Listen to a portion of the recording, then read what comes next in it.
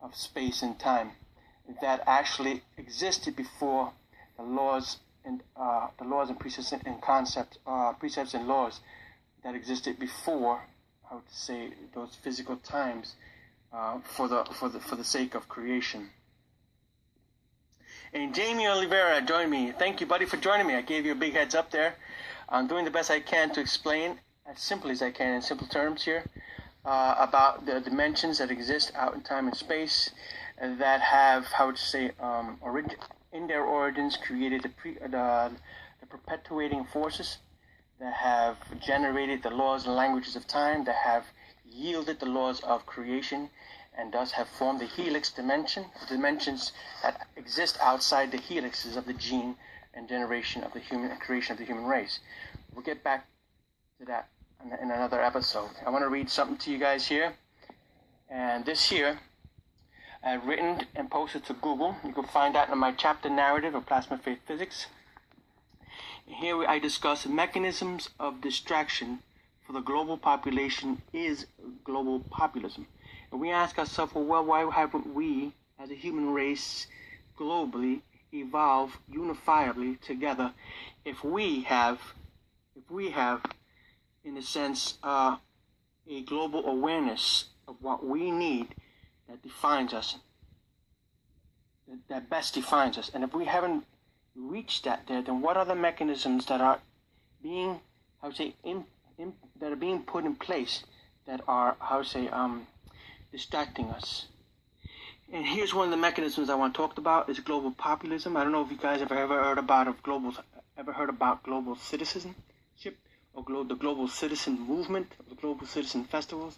This is a mechanism that the global language, the global powers are using to create a global populist form of distraction. Here I write, global language creates, go ahead and take a screenshot if you like, global language creates global policies that dictate mandates for global and national businesses, education, health, and wealth practices. But the problem is that the laws and regulations favor the investor, wealthy, and not so much the buying, consuming, working global dreamers, which are the poor, the impoverished, the hungry, and the refugees of our earth. How do world banks, world investors, and humanitarian efforts worldwide alter the posterity, pursued destinies, promise, and human civil liberties for the wealthy and poor people in the cities of the earth? Have we unanswered questions about populism, about why populism is the recent tool for leading the world in politics instead of moral, upstanding, virtuous leaders? Go online, order, read this book, and discover an unrelenting revelation about how politics, greed, and populism serve to isolate, marginalize, devalue, and disparage human inherent value of love, life, marriage, matter, and family for profit greed, using fame, popularity, wealth, investor donations, preeminent inherent secret agendas. Discover how evil corruption has become a double standard where the inverted, corrupt, reverse actions of moral leadership choose a lesser of evils to justify the disparaging destruction of core origin definitions that were constructed by thousands of years of culture, history, and spiritual nurturing. Learn why the League of Nations, COP21, and G20, NAFTA, World Banks are following circumventing mission objectives that are cyclical, producing favorable environments for eminent domain, investor acquisition, hostile takeovers with profit-based solution languages that yields a prolonged economic ethnic cleansing.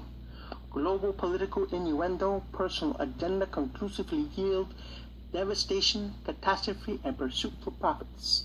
Here's my argument for the World Banks. Sorry, we got disconnected a bit. All right, here we are. I don't know if you're still with me. Tap a star, tap a heart if you're still with me. Please tap the glass if you're still with me. Tap the glass if you're still with me. Anybody home? Swipe down, okay. How we doing? Jamie, you still there? Okay. Copy that. Thank you, buddy. Thank you, people. Wonderful. And here's a link here. you'd like to order the book and share it and get informed, get involved, become, elevated in your awareness. I know we love science. We love to discover new things. We pursue new ideas, new dreams, new ideas. We learn new faiths, new belief systems. We lose faith, we lose direction. Or we rely on our own intuitions and our own devices. And all these things are results of these type of mechanisms that are in play in our great global languages. We don't understand global language because we're too busy with the onslaught of making a living on a day-to-day basis. And these are the particular things that are going on every second of the hour. We hear the G20 summits. We hear about that. We hear about climate change. Climate change right now in political languages is not an actual language. They don't know how to discuss or to argue or to create referendum or sequesters or even argue for procurements to actually fund these particular movements as of yet. Now, those of you who want to understand the difference between global warming and climate change, there is no language, not even in the scientific arena, to accurately argue or debate or rebut these specific existing powers. But what they do want to do is create profit for solution innuendos that will generate jobs for greedy owners, for people who will, which are banker investors, which will create an illicit and exploit these specific free energy industries for profit. Meanwhile, the people who are receiving these free energy installations must by law, mind you, a new law, pay a metered monthly bill.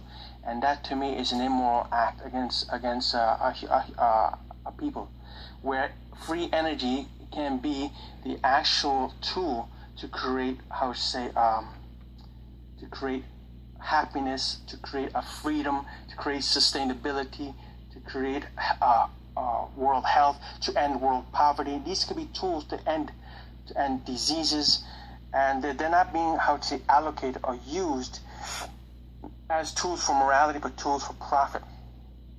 Just like the Ebola agenda I questioned that. I sent letters to the president.